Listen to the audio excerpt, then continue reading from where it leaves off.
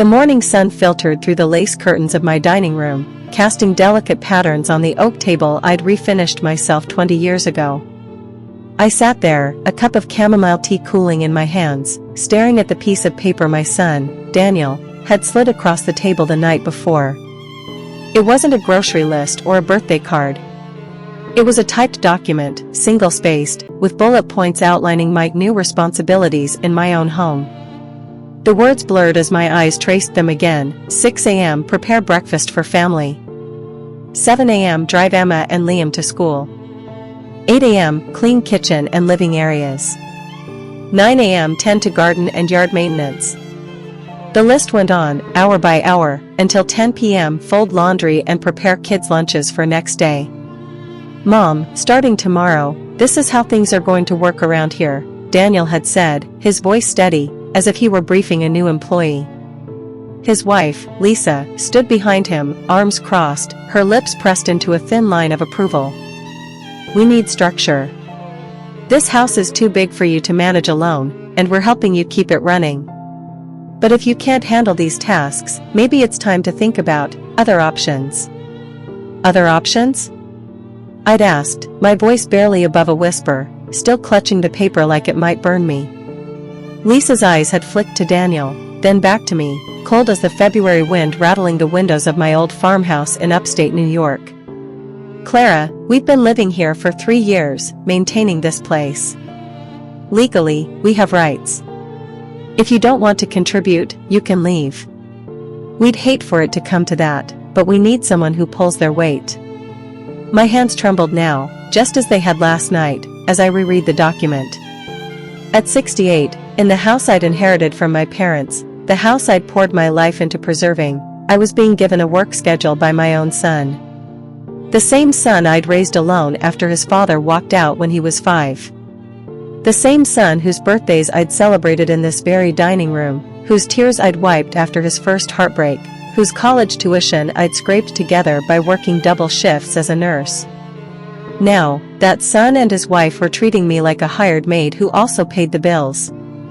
Clara, it's not personal, Lisa had added, her voice dripping with that faux sweetness she'd mastered. This is for the good of the family. You want to see Emma and Liam every day, don't you? At your age, with your pension, where else are you going to go? A retirement home? One of those sad little apartments? Here, you have a roof, food, and your grandkids. It's a fair trade. A fair trade. My own home, my sanctuary, reduced to a bargaining chip.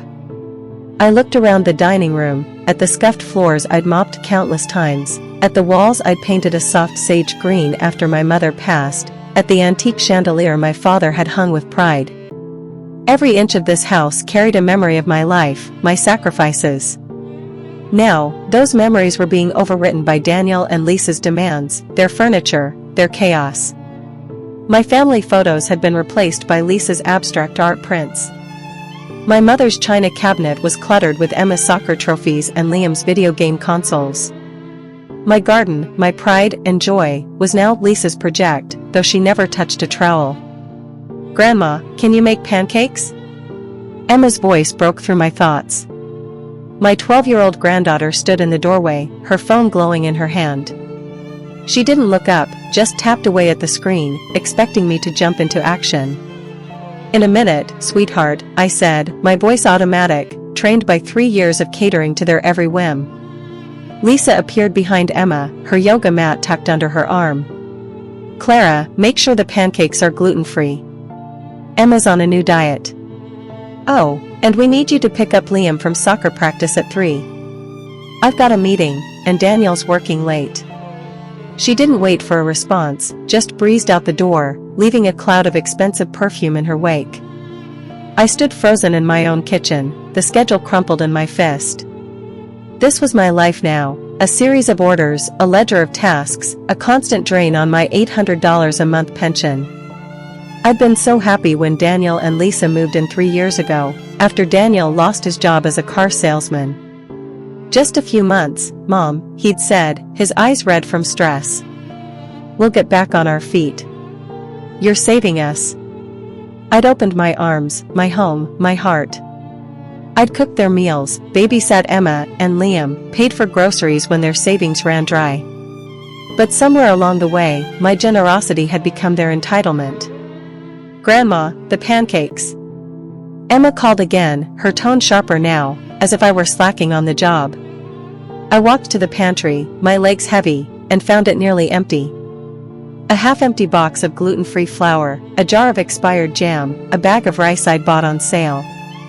The fridge wasn't much better. A carton of milk Lisa had marked for my coffee only, a few eggs, and some wilted lettuce. I'd spent $200 at the grocery store last week, most of it on the kids' snacks and Lisa's organic produce. My pension was stretched so thin I'd skipped my blood pressure medication to afford their essentials. "Clara, we're out of oat milk." Lisa called from the driveway, not bothering to come inside. "Can you grab some when you're out?" "Oh, and the kids need new school supplies." I left a list on the fridge.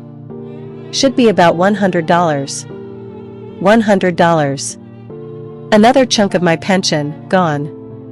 I stared at the list taped to the fridge, written in Lisa's neat cursive: oat milk, organic apples, gluten-free bread, mechanical pencils, notebooks, soccer cleats for Liam. No please, no thank you, no offer to chip in. Just expectations, as if my money grew on the apple trees in my backyard. "Lisa, my pension doesn't cover this every week," I said, stepping outside, my voice trembling but firm. She paused, one hand on her car door, and gave me that look, the one that said I was being difficult. "Clara, we're all making sacrifices. Daniel's working hard to rebuild his career, and I'm juggling my consulting business. You live here rent-free, eat our food. It's only fair you contribute." "Rent-free? In my own house?" "The house I'd inherited from my parents, who'd worked their whole lives to keep it in the family. The house I'd maintained for decades, paying property taxes, fixing leaky pipes, planting every flower in the garden." I felt like I'd been slapped, but Lisa was already in her car, pulling out of the driveway without a backward glance. Back in the kitchen, I tried to focus on the pancakes, but my hands shook as I mixed the batter. Emma sat at the counter, still glued to her phone, oblivious to the storm brewing inside me. "Grandma, hurry up." "I'm starving," she said, her tone echoing her mother's impatience. I looked at her, my sweet Emma, who used to crawl into my lap for bedtime stories. Now, she saw me as the person who made snacks, drove her to school, cleaned up her messes. Not Grandma, not Clara, just the help. "I'm coming, love," I said, forcing a smile, but inside, something was breaking. That night, Daniel came home late, his tie loosened, his face tired but smug. He dropped onto the couch, my couch, the one I'd reupholstered myself, and opened a beer from my fridge. "Mom, we need to talk about the budget," he said, not looking at me. "Lisa and I are saving for a new place, so we need you to cover more of the household expenses. Your pension's enough to handle utilities, groceries, maybe the kids' extracurriculars." "My pension's barely enough for me," I said, my voice sharper than I intended. "I'm already paying for most of the groceries and the property taxes. When are you and Lisa going to start contributing?" He finally looked up, his eyes narrowing. "Contributing? Mom, we're keeping this house alive. You think you could maintain this place alone? The yard, the repairs, the kids running around? We're doing you a favor by being here. Without us, this house would be a burden. A burden. My home, my haven, the place where I'd raised him, was a burden." I felt the words lodge in my throat, choking me. "Daniel, this is my house. I paid for it, maintained it, loved it for decades. You're living here because I let you." Lisa appeared from the hallway, her arms crossed again, her face a mask of indignation. "Clara, let's not get dramatic. We've been here 3 years, keeping this place functional. Legally, we have tenant rights now. If you don't want to work with us, we can take this to court. But honestly, at your age, do you want that stress? Or to end up in some tiny apartment, alone, with no family?" The threat hung in the air, heavy and cold. My own son and his wife, in my own living room, were blackmailing me. Either I became their servant, paying for their life with my money, or they'd try to take my home. I looked at Daniel, searching for the boy who used to draw me pictures, who'd promised to take care of me when he grew up. That boy was gone, replaced by a man who saw me as an obstacle to his ambitions. "Think about it, Mom," Daniel said, taking a swig of his beer. "You're lucky to have us here. Most people your age are stuck in nursing homes. You get to stay in your house, see your grandkids every day. All we're asking is that you help out a little more." "Help out," I repeated, the words tasting bitter. "You mean work from dawn to dusk and pay for everything while you save for a house you'll buy with my money?" Lisa rolled her eyes. "Clara, you're being selfish. We're a family. Families share responsibilities. You don't work, you just collect your pension. We're the ones with real jobs, real stress. You should be grateful we're including you in our lives." Grateful? For being treated like a servant in my own home. For having my life dictated by a schedule they'd written. For watching my savings dwindle while they planned their future. I looked around the living room, at the furniture I'd chosen with care, now scratched and stained from the kids' roughhousing. My mother's quilt, folded in a corner, replaced by Lisa's trendy throw blanket. My books, relegated to the attic to make room for their electronics. This wasn't my home anymore. It was their territory, and I was just the caretaker. That night, I couldn't sleep. I lay in my bed, the bed I'd shared with my husband before he left, the bed where I'd dreamed of a peaceful retirement, and stared at the ceiling. At what point had I become invisible? When had my kindness turned into weakness? When had my love for my family become a license for them to exploit me? I remembered the day Daniel and Lisa arrived, 3 years ago. Daniel had been laid off, their apartment lease was up, and they had nowhere to go. "Mom, you're our lifeline," he'd said, hugging me tightly. "We'll be out in a few months, I promise." I'd believed him. I'd cooked their favorite meals, babysat Emma and Liam, even paid for their car repairs when their savings didn't stretch far enough. I'd thought I was helping my family. But every favor I did became an expectation. Every dollar I spent became their right. Every no problem I said became a contract I hadn't meant to sign. At 2 a.m., I heard noises in the kitchen.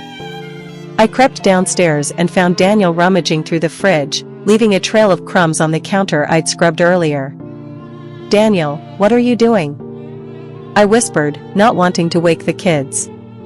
"Just grabbing a snack," he said, not even looking up. "We're out of cheese. Can you get some tomorrow?" "Daniel, I can't keep buying everything," I said, my voice shaking.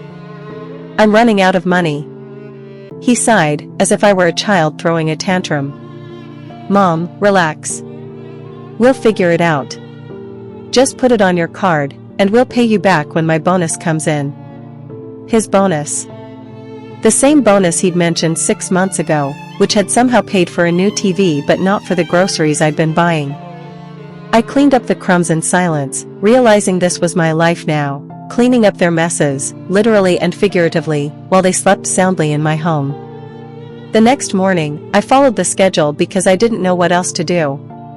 I made gluten-free pancakes for Emma, drove Liam to school, and cleaned the kitchen while Lisa prepared for a client call in my dining room, using my Wi-Fi, my electricity, my space. But as I scrubbed the counters, something shifted inside me. It wasn't anger, not yet. It was a quiet realization that I couldn't keep living like this. I wasn't just losing my home, I was losing myself. That afternoon, while the kids were at school and Lisa was at a coffee shop networking, I called my neighbor, Ruth, who'd been my friend for 15 years. Ruth was a retired librarian, sharp as a tack, with a no-nonsense attitude that always grounded me. "Ruth, can you come over?" I asked, my voice cracking. "I need to talk." She was at my door in 10 minutes, her gray hair pulled back in a bun, her eyes scanning me with concern. "Clara, you look like you haven't slept in a month. What's going on?" We sat at the kitchen table, the schedule still taped to the fridge like a prison sentence. I told her everything, the list, the threats, the way my pension was disappearing, the way my home no longer felt like mine. I showed her the crumpled paper, my hands shaking as I pointed to each humiliating task. Ruth listened, her face growing darker with every word. "Clara, this is abuse," she said when I finished, her voice low but fierce. "This isn't family. This is exploitation. They're using your love for them to trap you in your own home." "But they say they have rights," I said, echoing Daniel's threat. "They've been here 3 years. They say they can take the house if I don't comply." Ruth's eyes narrowed. "They're bluffing. I worked in a library for 30 years, I've seen every kind of legal scam. No court would give them rights over a homeowner who's been financially supporting them. But you need a lawyer to confirm that and to put them in their place." A lawyer. The idea terrified me. Lawyers meant money, conflict, maybe losing what little family connection I had left. But as I looked at Ruth, at the strength in her eyes, I realized I was already losing everything that mattered. "What would you do, Ruth?" I asked. "I'd kick them out," she said without hesitation. "But if you're not ready for that, start with boundaries. Charge them rent. Stop paying for their groceries. Remind them this is your house. And if they push back, you push harder. You're not helpless, Clara. You own this house. You have a pension. You have rights." Her words were like a lifeline thrown to someone drowning. For 3 years, I'd felt like I was sinking, but Ruth was reminding me I could swim. "Will you help me find a lawyer?" I asked. She smiled, a glint of mischief in her eyes. "I know just the person." The next day, I drove to town, my heart pounding as I parked outside the office of Margaret Stein, a lawyer Ruth had recommended. Margaret was a woman in her 50s, with a warm smile and a desk covered in legal books. "Mrs. Everett, tell me what's happening," she said, her pen poised over a notepad. I poured out the story again, every humiliating detail, from the schedule to the threats to the way my pension was being drained. Margaret listened, her expression shifting from curiosity to outrage.